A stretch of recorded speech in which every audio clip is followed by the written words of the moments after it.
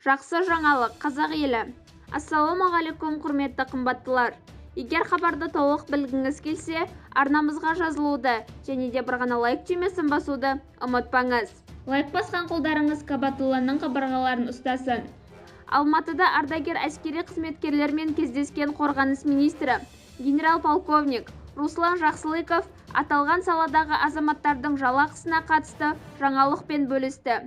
Кездесу барысында министр 2023 жылдан бастап ұшу құрамының лауазымдық жалақысы көтерілетінін атап өтті.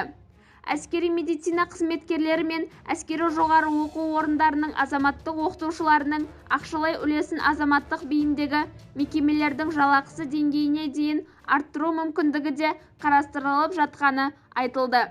2023 жылдың ішінде ИИМ ұлттық ұланы сияқты төтенше жағдайлар салдарын жою кезінде әскери қызметшілерге 3 еселенген ақшалай қаражат мөлшерінде төлемді арттыру көзделген.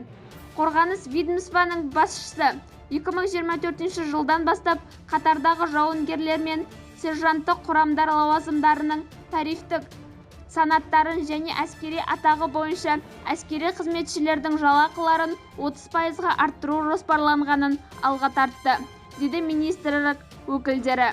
Бізді бақылауды жалғастырыңыз және де бір ғана лайк түймесін басуды ұмытпаңыз.